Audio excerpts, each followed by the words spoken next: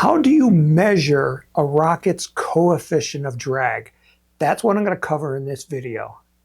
Welcome to Advanced Construction Videos, where we show you how to tackle rocketry, building techniques, and more. On our website, we sell kits, motors, building supplies, and electronics.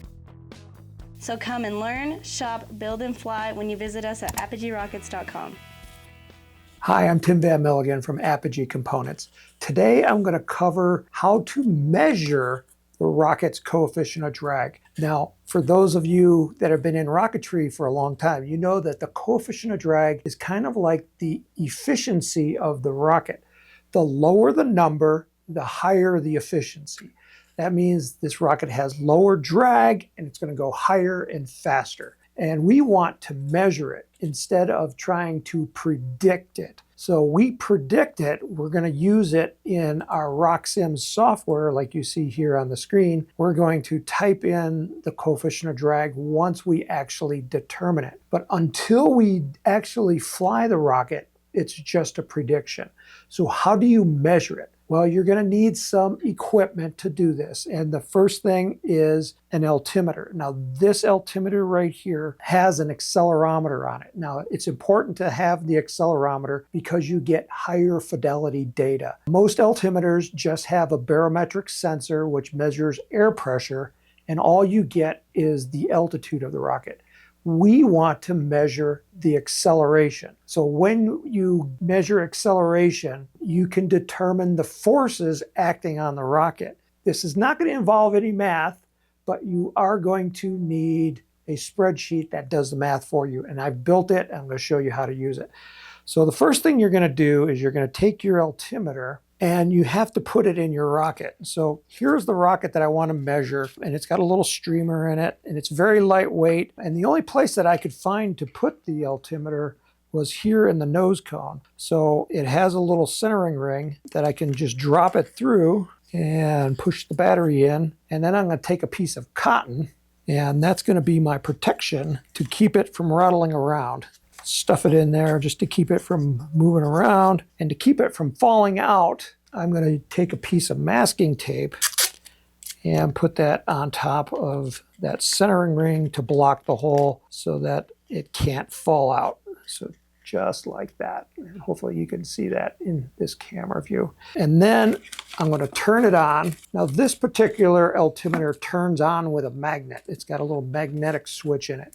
But if your altimeter does not have a switch, you're going to have to turn it on prior to putting it in the rocket. Here's my little magnet right here, and you can pass it on the nose cone, and you can see it's turned on, and you can hear it. And then you're going to launch it. Now, when you launch it, you want to make sure that it's going straight up. And then you're going to launch it, you're going to recover it, and then you're going to download the data. Now, on this particular altimeter, it connects to your phone via Bluetooth. Not all altimeters do that, but this one does.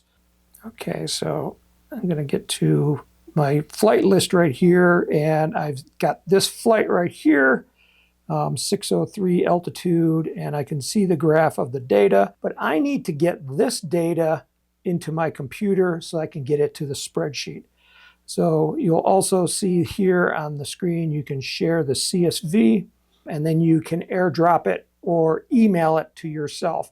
And this is a CSV, which stands for comma separated values. Okay, so here's the file. If I directly open it, it's going to open up in a spreadsheet, and it's going to look like this. And this has the data that we're looking for. And so what I want to do is I want to examine the data. What I'm looking for is the flight time, this column right here, and I want the either velocity or acceleration. And so my spreadsheet is set up for velocity because this altimeter is limited on how much memory it has, and it can store data. So instead of storing acceleration, which is preferred, it stores the velocity because most people are just interested in how fast did the rocket go. So I'm going to need to do a little bit of manipulation of the data here, but it's not hard. So the first thing we want to do is I want to get rid of all the columns that I don't need. And like I said, I need to keep the flight time and the velocity. So I'm just going to select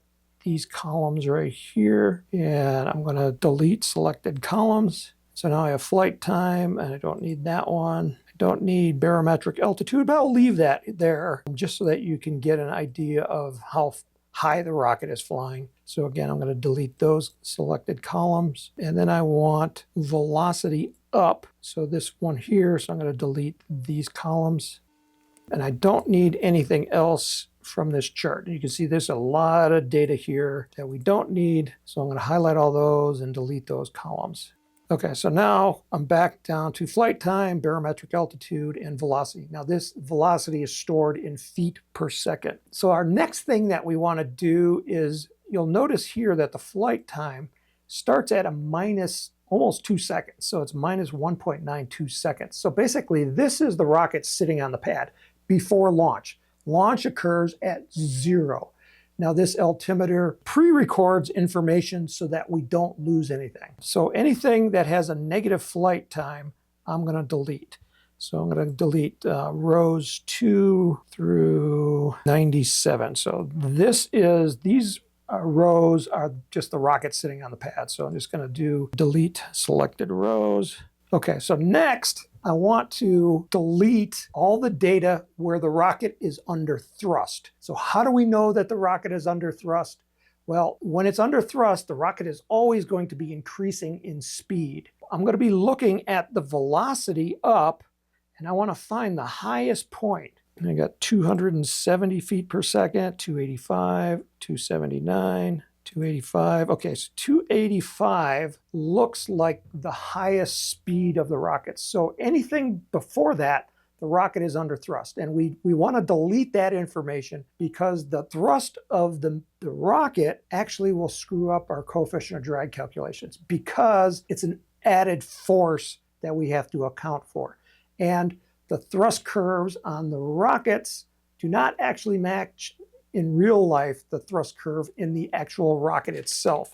So we're going to delete that data because we only are interested in when the rocket is coasting. So from 33 back to 2, I'm going to delete those columns or those rows right there. Okay, so now we have the rocket is coasting. So the rocket is going to be coasting upwards, and then eventually it's going to hit apogee, which is the highest point in the flight, and it's going to be starting to come down. So as it gets to apogee, it's going to be slowing down, and at apogee, the vertical speed is always going to be 0 at the highest point where the rocket stops going up and now has to start coming down. So once it starts coming down, the speed is going to start increasing again, but it will have a negative value because it's not going up, it's coming down. So I want to go down through this column and look for where it hits 0. So right here at row 224, my rocket stopped going up, and now you can see the numbers start to come negative. And so I'm going to delete everything after that all the way down to the bottom. Okay, so now we're down to 223 data points. And this is all coasting. You can see our highest point in the flight is at 561.6 feet, and it started coasting at about 193 feet in the air. So these, I only need the flight time and the velocity up to do these calculations. So I don't really need that column, so I'm going to delete that column at this point because it just gets in the way. All right, so these are the two columns, and I want to copy this data, and I'm going to put it in a spreadsheet. Now the spreadsheet is in Google Docs. So I'm going to put a link. So just go into the description of this video and you'll find the link to the spreadsheet, and that's what we're going to use. So I'm going to copy this first column, all this data, and then do a copy. So I copied it to my clipboard, and then I'm going to go to the spreadsheet, and this is the spreadsheet, and I'm going to paste it in this column right here, column A, flight time. You'll see it's pre-populated with data, and that was the data that I did for a sample, so I'm just going to clear that out first. And I hit delete and delete all that. And I might as well delete this second column too. The ones in yellow are the ones that we need to enter the data for. This first one right here is where I want to put that first value, and I copied it all, so I'll just do a paste, and it pasted the entire column, which you see right here. So here's the first one, 0.64, 0.64. The second one is 0.66, which is right here. You can see it's just copied that whole column. And then I want to do the same thing for this column. And I want to paste it into here. And the next thing we want to do is we need to put in some values of the rocket itself. So the first value is the diameter of the rocket. So this you're going to measure. It's usually the base of the nose cone on your rocket. That's typically what we use for the diameter. I have it here in millimeters. And then what it's going to do is it's going to calculate a reference area in meters squared. The next thing we need to know is the air density when we're flying this rocket, because that's going to determine how much drag is on the rocket. For that, you can go to Google or you can actually measure it. You do a search for density and then you want to put in your elevation. Let's say you're doing it at 4,500 feet. And it will give you the air density here. And you want this to be in metric. So it's 1.02 kilograms per meter cubed. So that's our value of air density. Where I was flying my rocket on that particular day, it was 1.06 kilograms per meter cubed. And then the last thing we need to know is the burnout mass of the rocket. So the burnout mass has the rocket motor in the back, which you can see back here. But it's already burned, so there's no propellant inside, because at that point the rocket is coasting. There's still wadding in there, there's still your recovery device, and there's still your altimeter in there. So that's our burnout mass of the rocket. And as soon as we put that in there, it is going to calculate the coefficient of drag, and that's this number right here. And you can see this last column is the coefficient of drag at various speeds that the rocket is going. So the first one it calculates is at this line right here at 266 feet per second. And it calculates the coefficient of drag of 0.15. So that's a really low coefficient of drag. The coefficient of drag, as I said, is going to depend on how efficient of your rocket is. This rocket right here, I made it to be as efficient as possible because I wanted it to go as high as possible. It's very lightweight, so it's going to go high, and it's also going to be low drag. It's also very smooth and shiny, which is what you want. Every rocket's going to be different, and so now that you have a coefficient of drag, you kind of have to pick one of the values, and I like to pick the one that's at the highest speed. And this is for subsonic rockets, so make sure it's not going supersonic because those coefficient of drags are going to be much higher. You can actually measure them because we're using an accelerometer, but the coefficient of drag changes based on the velocity of the rocket. So typically for a rocket like this, it's not going to go supersonic. It's not intended to go supersonic, and this is only going about 266 feet per second. So it's well under supersonic speeds. But I would estimate you can kind of average the values to get an average value over a range of speeds, but just don't average it over the entire flight, because as the rocket slows down, it's harder for the accelerometer to pick up the acceleration of the rocket, because what acceleration is measuring is the drag force.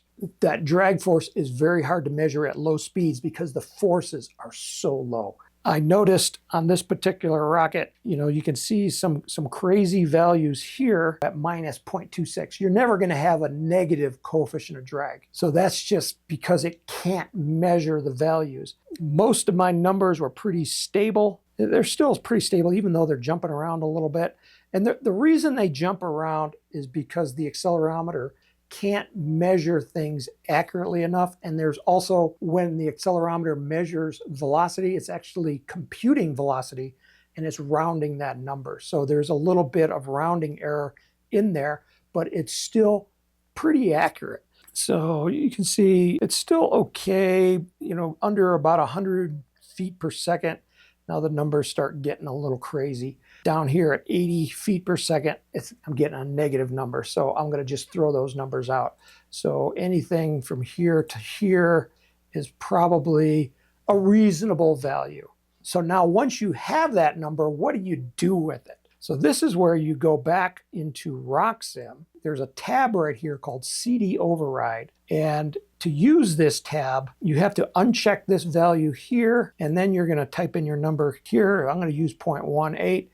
And now I can rerun the simulation, launch it, and I can get better values for my maximum altitudes. So that is how you use coefficient of drag and how we actually measure it. It wasn't hard. We just have to download the data, kind of manipulate it to get rid of everything we don't want, put it in the spreadsheet, and let the spreadsheet calculate the coefficient of drag for us.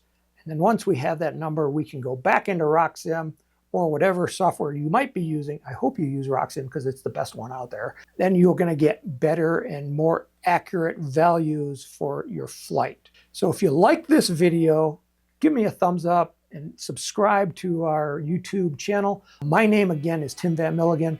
This is the Apogee Rocketry Workshop.